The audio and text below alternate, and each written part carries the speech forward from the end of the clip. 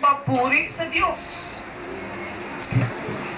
Ito natin ang ating Biblia sa mga awit 149. Psalms 149. Ng espada, sino po nakakatanda? Pakitaas po ang kamay. Yung mga nakakatanda. May inilagay ang Diyos. At sabi po, ang pagkakasabi po ng Panginoon, narito po yun, aking pong babasahin. 1985 po nangyari yun.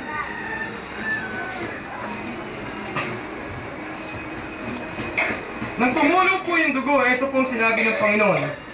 Ito ang mag-uugnay sa ating dalawa at sa iyo at sa iyong pamilya. Ano yun? Yung binigay niya. Okay. Ano yung binigay niya? Hanggang dumating po ako doon sa 149